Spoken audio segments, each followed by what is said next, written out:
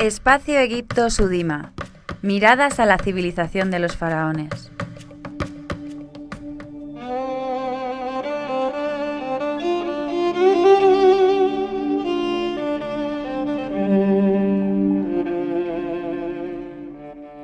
Tras el derrumbe del Reino Nuevo, Kemet se vio sumido en un nuevo periodo de descentralización política, pero con un matiz novedoso. Si en épocas anteriores esa descentralización había sido vista como una situación negativa, en esos momentos fue considerada como algo perfectamente tolerable e incluso deseable para las aspiraciones de los diversos grupos de poder. Un poder polarizado ahora entre la esfera religiosa, representada por el clero tebano, y las élites laicas asentadas en el norte. La fragmentación política hace que Tebas pierda protagonismo, mientras que lo adquieren otras ciudades. Tanis, Leontópolis, Hermópolis o Heracleópolis se convierten en importantes centros político-administrativos bajo el mando de sus élites locales, de naturaleza eminentemente militar. Y será desde una de esas ciudades, Sais, desde donde partirá el último intento unificador. El resultado fue una nueva etapa en la que el país volvió a estar bajo una sola autoridad, lo que se tradujo en un periodo de estabilidad sociopolítica, económica y sobre todo cultural. Pero esto fue un episodio efímero, porque después de 3000 años de desarrollo, la civilización quemita se encontraba muy extenuada y se encaminaba hacia su ocaso. A finales del Reino Nuevo, se asentaron en el delta grupos de origen libio que, con el tiempo, fueron adquiriendo poder hasta constituirse en auténticas élites. Desde esta posición, y ante la debilidad del gobierno de los últimos ramésidas, algunos de sus jefes se proclamaron reyes, dando lugar a la 21ª, 22ª, 23ª y 24ª dinastías, que se solapan en el tiempo y dan carta de naturaleza al denominado tercer periodo intermedio. En su transcurso, efectivamente, se consumó la fractura política. Tanis se convirtió en la capital de la 21ª y 22ª dinastías, mientras que el poder tebano, capitalizado por la casa de Amón en Karnak, se circunscribió a la ciudad de Tebas y su área de influencia directa. Era ciertamente una situación muy inestable, que perduraría hasta que una nueva estirpe de gobernantes de ascendencia nubia, la 25ª dinastía, restituyó la unidad en la práctica totalidad del país. Las últimas dinastías, desde la 26ª a la 30ª, se agrupan en la denominada Baja Época o Periodo Tardío. La primera de ellas era originaria de la ciudad norteña de Sais y protagonizó un periodo de gobierno indígena y prosperidad, lo que le ha valido el apelativo de Renacimiento saíta. Pero las siguientes dinastías debieron de hacer frente a excesivas invasiones de potencias extranjeras que, a la postre, provocaron el colapso definitivo de la milenaria civilización quemita. Pero veamos con un poco más de detalle lo que pasó en ese convulso periodo. El tercer periodo intermedio representa un cambio respecto a las tradicionales formas de gobierno, basadas en el control absoluto del país por sucesivas sagas familiares. Ahora surgen distintas entidades políticas de base eminentemente local y con frecuencia de origen extranjero. En el ámbito interno, uno de los fenómenos más importantes fue el declive del papel de la monarquía como referente del orden social. Y esto se percibe en dos hechos. El primero, que las tumbas de los reyes y la élite del Reino Nuevo continuaron siendo saqueadas incluso de forma más intensa que antes.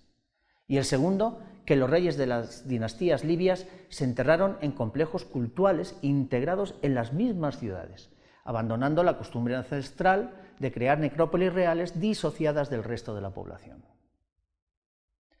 Por lo que respecta a la política exterior, cabe decir que fue una época relativamente tranquila, una situación quizá condicionada, o una actitud, mejor dicho, quizá condicionada por la situación interna, que no permitió concentrar las suficientes fuerzas y recursos para llevar a cabo una política expansionista como la desarrollada en el Reino Nuevo. Como consecuencia de ello, Kemet perdió el control sobre Nubia y los pequeños reinos de Asia suroccidental, alterando así el tradicional sistema de intercambios con Oriente Próximo.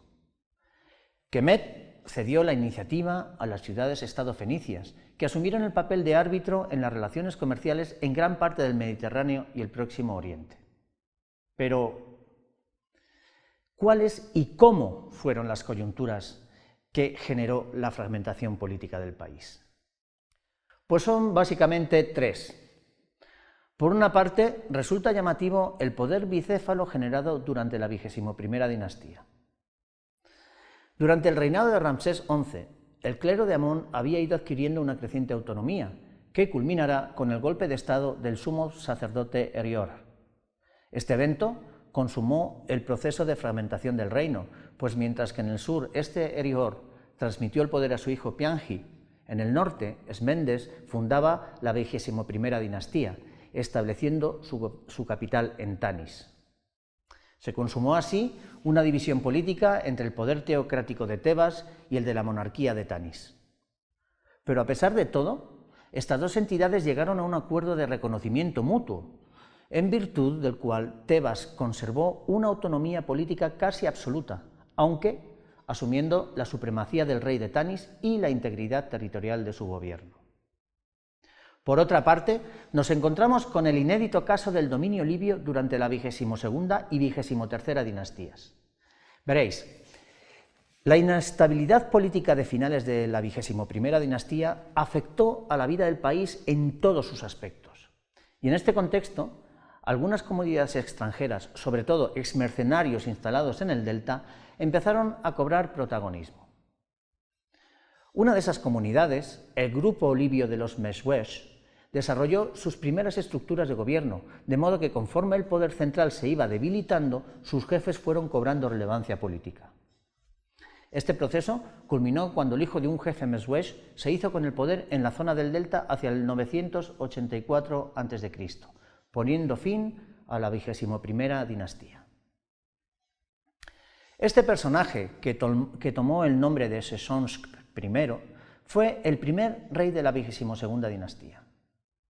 Continuó ejerciendo el poder desde Tanis para desarrollar un programa político centrado en el restablecimiento del orden institucional y en la recuperación del prestigio de la monarquía. Para ello, distribuyó los principales cargos políticos entre sus hijos, nombrando a uno de ellos, Yuputz, sumo sacerdote de Amón y comandante en jefe del ejército. Esta estrategia revela la intención de los reyes del norte de socavar el poder tebano y reunificar la doble línea de poder encarnada en el clero tebano, en ese clero tebano, y los reyes del delta. Pero a pesar de estos esfuerzos, bajo el gobierno de esta dinastía aumentó la fragmentación política del país, porque los jefes locales se negaban a aceptar cualquier autoridad superior, a la vez que muchos cargos provinciales se convertían en hereditarios. De este modo, la usurpación del poder central interfirió negativamente en la actividad productiva, hasta el punto de que el tradicional sistema redistributivo quemita quedó prácticamente desmantelado. Ante esta situación, durante el reinado de Sesonsk III, se produjo una escisión en el norte, pues un personaje llamado Pedubast se proclamó rey de Leontópolis en el 818 a.C., iniciando así la 23ª dinastía, que discurre en paralelo a la anterior. La nueva etapa está marcada por gobiernos políticamente débiles que agudizaron la fragmentación política. Y por ello, de nuevo en el año 727 a.C., otro jefe Meswesh, llamado Osorkón, estableció en la ciudad norteña de Sais una nueva línea dinástica, inaugurando así la efímera 24ª dinastía. Y mientras esto ocurría en el tramo egipcio del Nilo, en Nubia se estaba gestando otra entidad política que en poco tiempo va a dar lugar, bajo mi punto de vista, a una de las etapas más interesantes de la historia quemita. Me refiero a la 25ª dinastía, la época de los faraones negros. En torno al año 1000 a.C. surgió una entidad política en Nubia centrada en Napata, al sur de la Cuarta Catarata, que acabó convirtiéndose en el segundo reino de Kush. La expansión kushita hacia el norte comenzó bajo el reinado de Kashta, a mediados del siglo VIII a.C., y alcanzó su punto culminante con su hijo Pille, que logró imponerse a Osorcón III en Tebas y trabar lazos de amistad con distintos jefes locales que le condujeron hasta Hermópolis e incluso Heracleópolis. De este modo, su autoridad fue reconocida en el Alto y Medio Kemet y se inauguraba la 25ª dinastía, invirtiendo la milenaria tradición de control kemita sobre Nubia, porque ahora será Nubia la que controle Kemet. No obstante, tras haber afianzado su poder en el Alto y Medio Nilo, Pille volvió a Nubia, lo que fue aprovechado por el rey saíta Tefnag para iniciar una contraofensiva hacia el sur. Esto provocó el retorno de Pille de forma inmediata, que mediante una campaña fulminante tomó Menfis, obligando a Tefnag a aceptar su autoridad. El rey cushita había logrado conquistar todo el valle y Kemet era de nuevo un país políticamente unificado desde la Cuarta Catarata hasta el delta.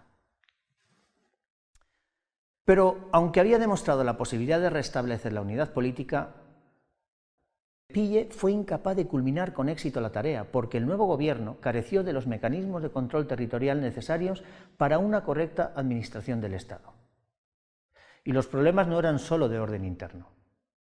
Asiria, por su parte, deseaba unificar bajo su mando todos los territorios proximo-orientales, por lo que inició una política hostil encaminada a subyugar Kemet. El monarca asirio Ashar-adón organizó un exitoso ataque que le abrió las puertas del país hasta Menfis. El delta quedó de este modo sometido a su autoridad y pudo imponer sus propios administradores tras haber saqueado el país. No obstante, cuando el monarca asirio se retiró a la metrópoli, el rey cushita Taharqa organizó una contraofensiva, lo que obligó de nuevo al rey asirio a retomar la actividad bélica con la excusa de salvaguardar los mandatarios puestos allí por él. Y esta fluctuante balanza de poder demuestra que los reyes cushitas gobernaron Kemet solo de forma nominal, apoyados prácticamente solo en su poder militar y delegando el gobierno efectivo en una constelación de jefes locales. Por ello, necesitaron mantener una doble capitalidad. Por una parte, Menfis, para imponer el dominio nubio sobre la tradición kemita, y por otra, Napata, en virtud del origen nubio de la dinastía.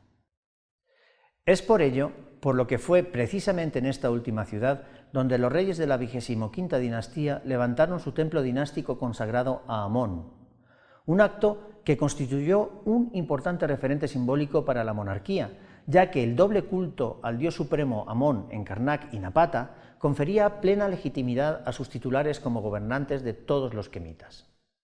Sin embargo, van a ser las tumbas piramidales en el enclave de Nuri la prueba más visible de la adopción de la cultura kemita por parte de los reyes cushitas.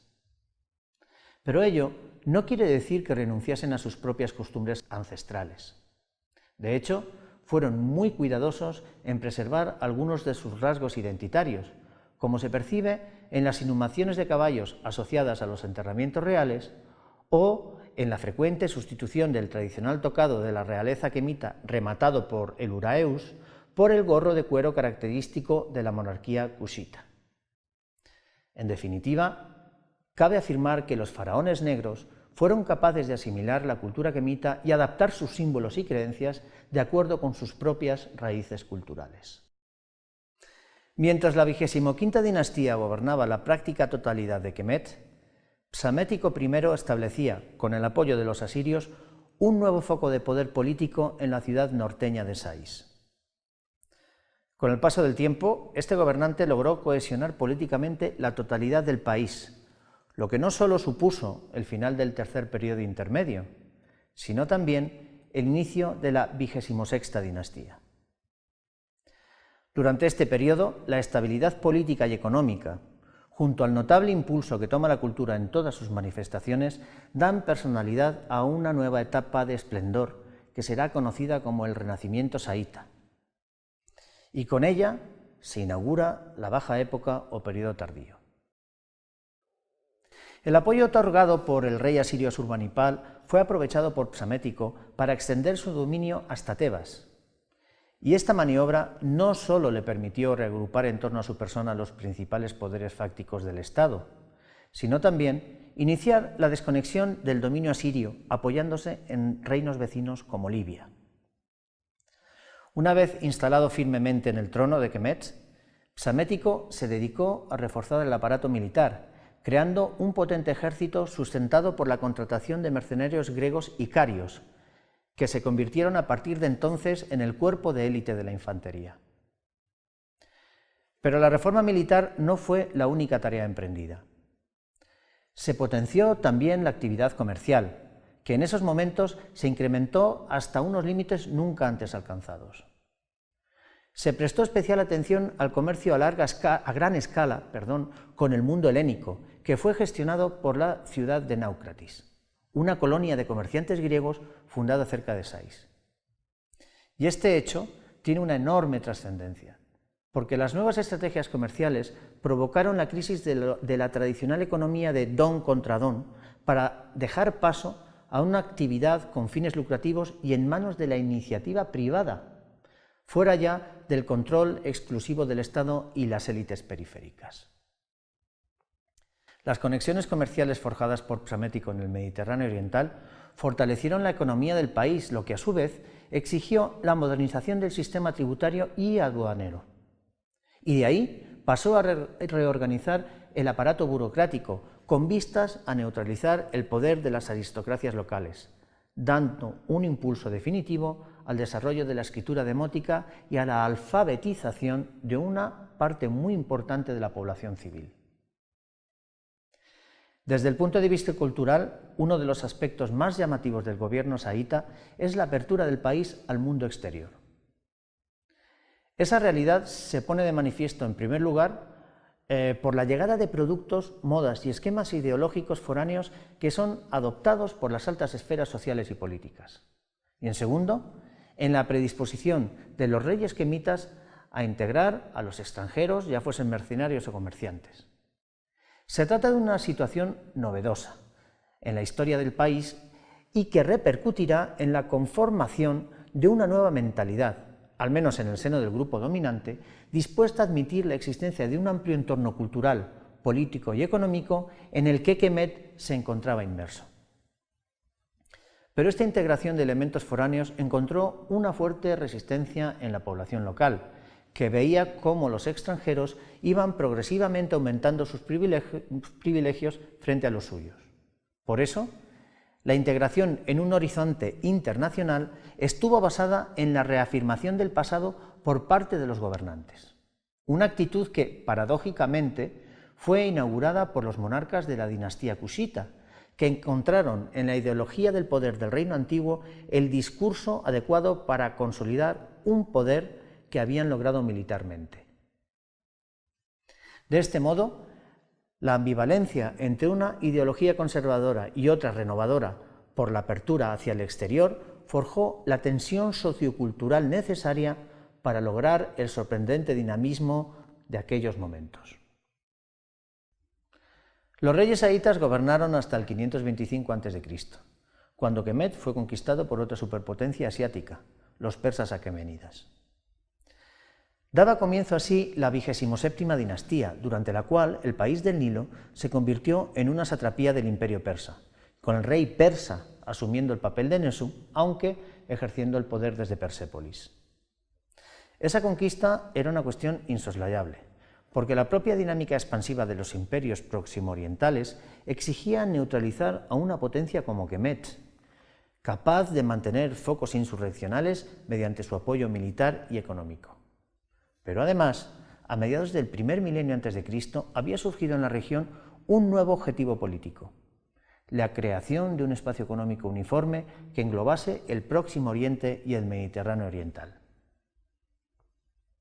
Tras la usurpación del trono quemita en el 525 a.C., el rey persa Cambises acometió una reforma administrativa encaminada a garantizar sus intereses en el Valle del Nilo. Para ello, buscó el apoyo de las oligarquías locales, que, deseosas de perpetuar sus privilegios, no dudaron en aceptar una serie de beneficios a cambio de su colaboración. Sin embargo, los abusos de los extranjeros hicieron que se gestase un sentimiento antipersa, y por ello, una de las principales preocupaciones de los persas en Kemet fue la de sofocar las insurrecciones que se desencadenaban de forma constante.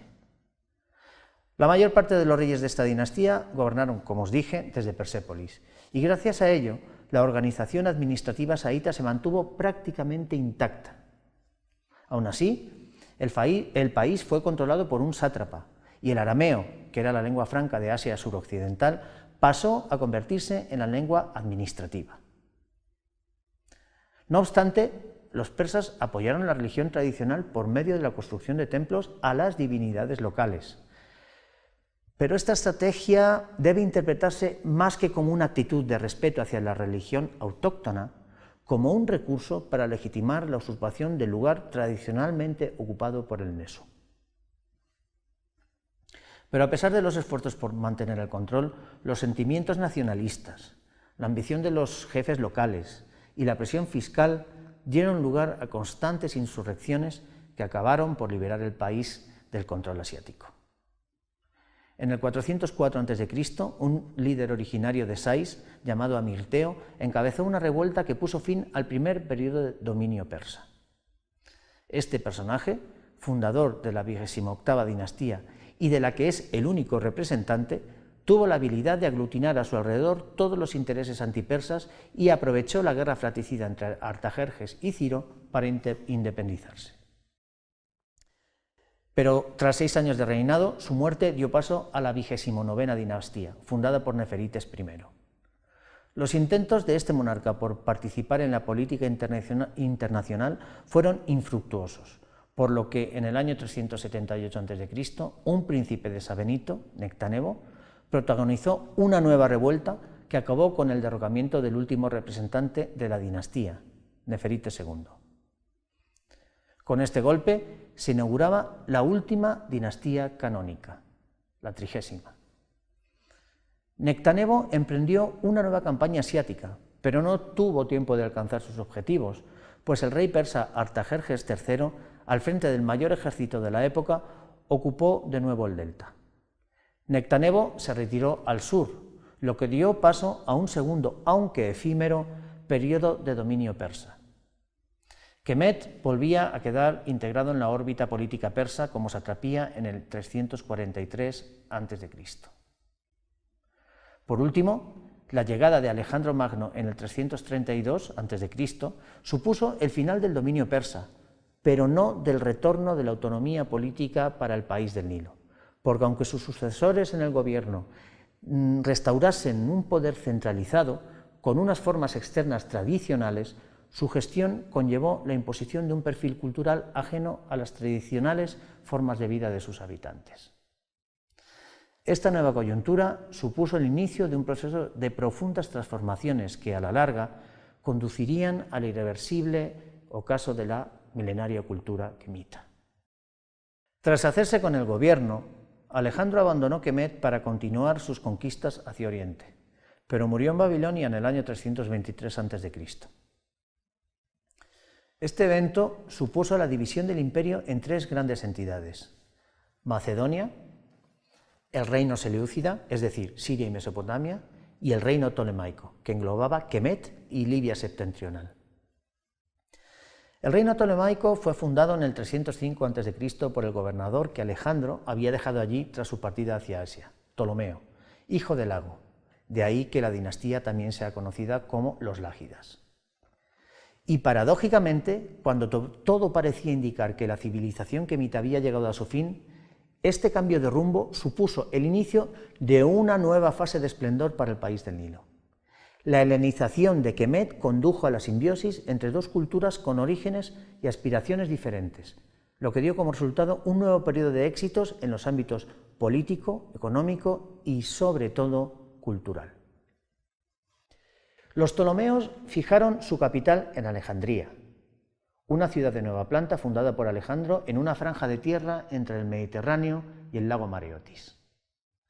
Albergó muchos monumentos, incluyendo un suntuoso complejo palaciego, el Brugeion, diversas instalaciones de ocio como el estadio y el hipódromo, así como el Museion, un centro de investigación y enseñanza que incluía la famosa biblioteca, donde se recopilaron obras procedentes de todos los rincones del mundo entonces conocido, y que acabó albergando cientos de miles de obras.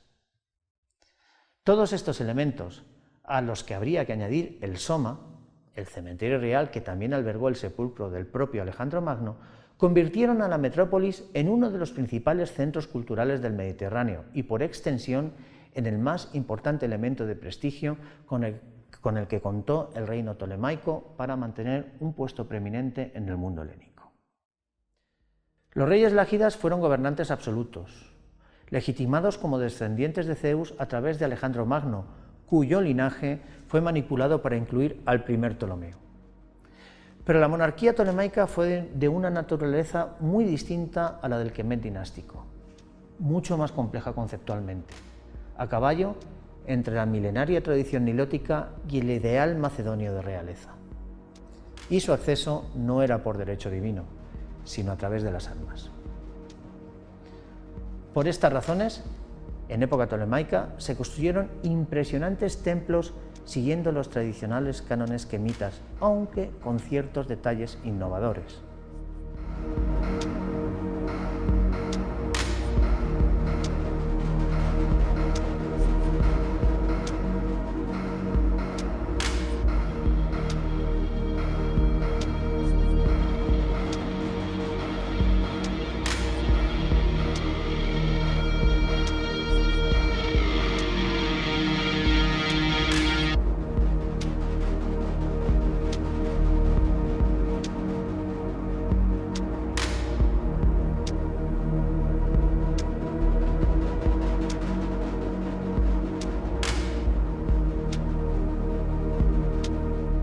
Los ptolomeos apoyaron activamente el culto a los tradicionales dioses quemitas y sus templos.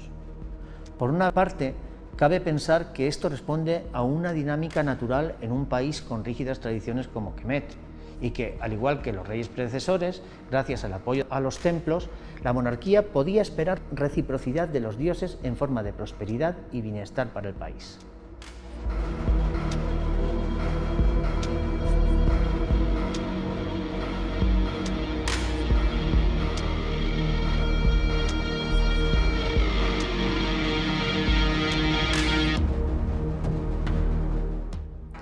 Pero también es posible que fuese un medio de garantizarse el beneplácito de la población local, ya que los templos y sus dioses tutelares, además de ser importantes focos de identidad indígena, contaban con amplios equipos sacerdotales con un considerable poder político.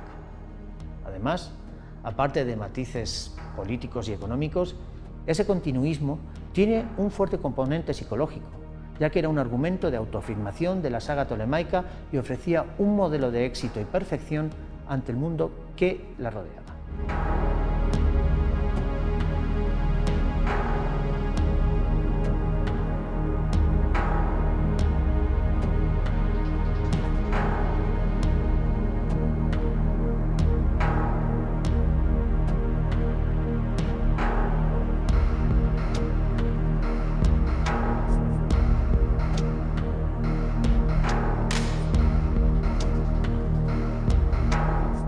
En este contexto, el Serapeum de Menfis se convirtió en el epicentro del culto a Serapis, una versión simbiótica entre Osiris y Zeus creada en esos momentos.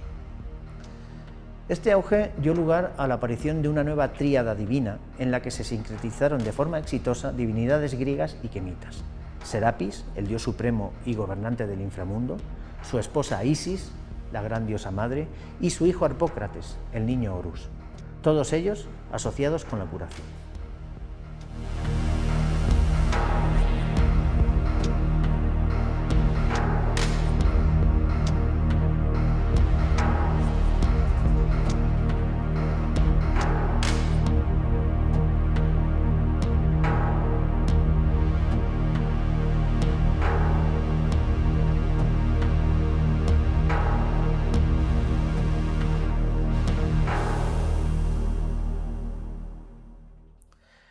Pero aunque fuese de forma gradual, el reino tolemaico entró en decadencia. Los enfrentamientos fratricidas por el poder, la corrupción descontrolada, el colapso económico causado por la creciente inflación y la inseguridad ciudadana degeneraron en una conflictividad social que acabó siendo aprovechada por Roma para intervenir de forma directa en la política del país. Desde una atmósfera amistosa y bastante paritaria en tiempos de los primeros Ptolomeos, Las relaciones entre los dos estados se fueron deteriorando hasta llegar a ser abiertamente hostiles. La última fase comienza cuando Roma se hace con el control de Cirenaica en el 96 a.C. y de Chipre en el 58 a.C. A partir de esos momentos se inicia un vertiginoso ciclo de acontecimientos que acabaría por inclinar la balanza a favor de Roma. Y nos acercamos así al final de esta historia. No fue un final brusco, por lo que creo que merece la pena analizarlo en un último capítulo. Será el epílogo a este recorrido por una cultura milenaria.